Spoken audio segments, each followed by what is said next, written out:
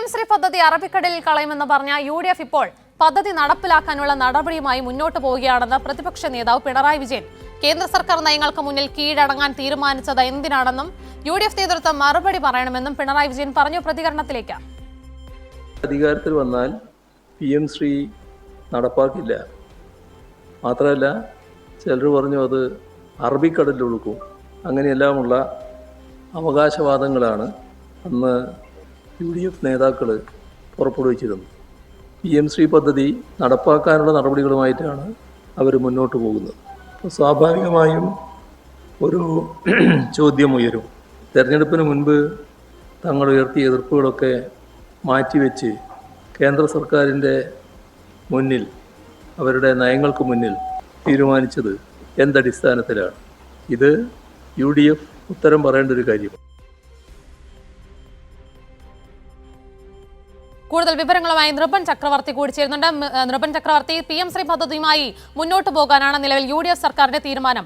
കഴിഞ്ഞ ദിവസങ്ങളിൽ തന്നെ ഇതുമായി ബന്ധപ്പെട്ട മുഖ്യമന്ത്രി VD സതീശൻ നടത്തിയ പ്രസ്താവനകളെല്ലാം തന്നെ ആശയക്കുഴപ്പങ്ങൾ ഉണ്ടാക്കുന്നതായിരുന്നു.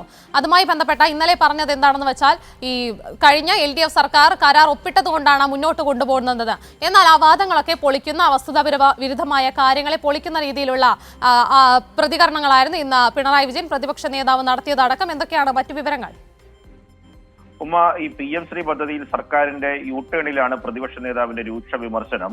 സർക്കാർ അധികാരത്തിൽ വരുന്നതിന് മുമ്പ് പ്രതിപക്ഷത്തായിരുന്നപ്പോൾ വലിയ രീതിയിൽ വിവാദമാക്കിയ സംഭവമായിരുന്നു PM ശ്രീയുമായി ബന്ധപ്പെട്ട വിവാദങ്ങൾ. അതിൽ ഈ അന്നത്തെ സർക്കാരിനെ പ്രതിക്കൂട്ടിലാക്കി അന്ന് BJP സർക്കാരുമായി ഉള്ള കീഴടങ്ങലാണ് എന്ന തരത്തിലുള്ള വിമർശനം അന്ന് പ്രതിപക്ഷം ഉന്നയിച്ചിരുന്നു. മാത്രമല്ല, ഇത് അവർ അധികാരത്തിൽ വരികയാണെങ്കിൽ ഇത് പദ്ധതി പൂർണ്ണമായും പദ്ധതിയിൽ നിന്ന് പിൻവാങ്ങുമെന്നും, മാത്രമല്ല ഇത് അതിന്റെ ഉത്തരവ് തന്നെ അറബിക്കടലിൽ ഒഴുക്കും എന്നടക്കമാണ് ലീഗ് നേതാക്കളടക്കം പറഞ്ഞത്. അതടക്കം ചൂണ്ടിക്കാട്ടിയാണ് പ്രതിപക്ഷ നേതാവ് ഇന്ന് വിമർശനമായി ഉന്നയിച്ചത്. ഈ കേന്ദ്ര സർക്കാരിന്റെ നയങ്ങളോട് ഇപ്പോൾ കീഴടങ്ങിയാണോ, ആ നയങ്ങൾക്ക് കീഴടങ്ങുകയാണോ ഇപ്പോൾ ഭരണപക്ഷം? അതിന്റെ ഭാഗമായിട്ടാണോ ഇപ്പോൾ പദ്ധതിയുമായി മുന്നോട്ട് പോകാൻ സർക്കാർ തീരുമാനിച്ചത്?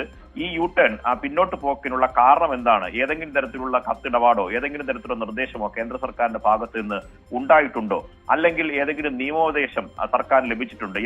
എന്തുകൊണ്ടാണ് ഈ പദ്ധതിയുമായി മുന്നോട്ട് പോകാൻ ഇപ്പോൾ സംസ്ഥാന സർക്കാരിന്റെ മനംമാറ്റത്തിന് കാരണം എന്ന് മുഖ്യമന്ത്രി വ്യക്തമാക്കണം. ഒപ്പം തന്നെ ഇപ്പോൾ ഭരണപക്ഷം പറയുന്ന ഒരു തരത്തിലുള്ള പ്രചരണമുണ്ട്. അതായത് കഴിഞ്ഞ സർക്കാരിന്റെ ഒപ്പുവയ്ക്കലിന്റെ ഭാഗമായിട്ടാണ്, ധാരണാപത്രം ഒപ്പുവെച്ചതുകൊണ്ടാണ് ഈ പദ്ധതിയുമായി മുന്നോട്ട് പോകേണ്ടി വരുന്നത് എന്ന തരത്തിലുള്ള വിമർശനം ഭരണപക്ഷത്തിന്റെ ഭാഗത്തുണ്ടാകുന്നു.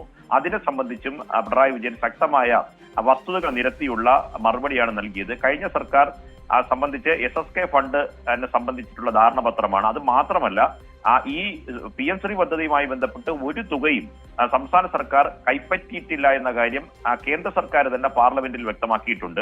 അതോടുകൂടി മുഖ്യമന്ത്രിയുടെ വാദം വസ്തുതാവിരുദ്ധമായ പ്രസ്താവനയാണ് എന്ന കാര്യം പൊളിഞ്ഞിരിക്കുന്നു. മാത്രമല്ല, PM ശ്രീ പദ്ധതിയുമായി കഴിഞ്ഞ സർക്കാർ മുന്നോട്ട് പോകാൻ തീരുമാനിച്ചിരുന്നുവെങ്കിൽ ആ പദ്ധതി ഇപ്പോൾ നടപ്പിലാകുമായിരുന്നു.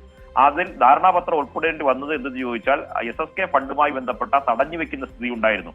ആ പണം ലഭിക്കേണ്ടതുണ്ടായിരുന്നു. സംസ്ഥാന സർക്കാരിന്റെ പൊതുവിദ്യാഭ്യാസ വകുപ്പിന് ആ പണം ലഭിക്കേണ്ടതുണ്ടായിരുന്നു. അതിന്റെ നടപടിക്രമങ്ങൾ മാത്രമാണ് നടത്തിയത്. മറിച്ച് ആ നയവുമായി മുന്നോട്ട് പോകില്ല എന്ന ഉറച്ച നിലപാട് സ്വീകരിച്ചു. മാത്രമല്ല, അതിന്റെ തുടർ നടപടി ക്രമങ്ങളൊന്നും സംസ്ഥാന സർക്കാർ സ്വീകരിച്ചിരുന്നില്ല. സ്കൂളുകളുടെ പട്ടിക തയ്യാറാക്കിയിട്ടില്ല, കേന്ദ്ര സർക്കാരിന് കൈമാറിയിട്ടില്ല.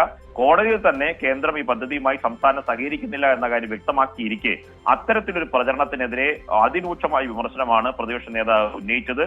ഇതുമായി ബന്ധപ്പെട്ട് കേന്ദ്ര സർക്കാരുമായിട്ടുള്ള സംഘപരിവാർ അജണ്ട നടപ്പിലാക്കാനുള്ള ഒത്തുചേർന്ന് പോകുന്ന സംസ്ഥാന സർക്കാരിന്റെ നിലപാടുകളുടെ തുടർച്ചയായിട്ട് ഇതിനെ കാണേണ്ടി വരും. ഒപ്പം തന്നെ ഗവർണർ ഉന്നത ഉദ്യോഗസ്ഥരുടെ യോഗം വിളിച്ചു ചേർത്തതിലും അതിരൂക്ഷ വിമർശനം ഭരണപക്ഷത്തിനെതിരെ പിണറായി വിജയൻ ഉന്നയിച്ചു. കാരണം മുൻ സർക്കാർ സമാനമായ വിഷയങ്ങൾ ഉണ്ടായപ്പോൾ ഇടപെട്ടത് എങ്ങനെയാണ് എന്ന് ചരിത്രമാണ്. എന്തുകൊണ്ട് ഉന്നത ഉദ്യോഗസ്ഥരുടെ യോഗം വിളിച്ചിട്ട് ഇതുവരെ മുഖ്യമന്ത്രി ആ നിലപാട് സ്വീകരിച്ചില്ല? ഗവർണർ സമാന്തര സർക്കാരായി പ്രവർത്തിക്കുന്നു.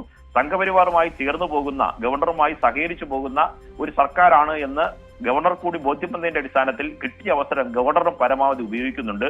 എന്തുകൊണ്ട് ഇക്കാര്യങ്ങളിൽ സർക്കാരിന്റെ നിലപാട് വ്യക്തമാക്കുന്നില്ല എന്ന അതിരൂക്ഷ വിമർശനമാണ് പ്രതിപക്ഷം മുന്നോട്ട് വെച്ചത്. ഒപ്പം തന്നെ ആരോഗ്യവകുപ്പിന്റെ ഏകോപനക്കുറവ്, ഈ സാംക്രമിക രോഗങ്ങൾ പടർന്നു പിടിക്കുമ്പോൾ മരുന്നുകൾ എത്തിപ്പിക്കുന്നില്ല, നിപ്പ പ്രതിരോധം പൂർണ്ണമായി പാളുന്നു, ആരോഗ്യവകുപ്പ് ഏകോപനമില്ലാതെ മുന്നോട്ട് പോകുന്നു, ഓരോ ദിവസവും മരണസംഖ്യയും ഒപ്പം തന്നെ കൂടുതൽ പേർക്ക് പനി ബാധിക്കുന്ന അവസ്ഥയും ഉണ്ടാകുന്നു. ഈ ഘട്ടത്തിൽ ആരോഗ്യവകുപ്പ് ഒരു തരത്തിലുള്ള എഫർട്ടും ഇക്കാര്യങ്ങളെ സംബന്ധിച്ച് ഏകോപനത്തിൽ ഉണ്ടാകുന്നില്ല എന്ന വിമർശനവും പിണറായി വിജയൻ മുന്നോട്ട് വെച്ചു.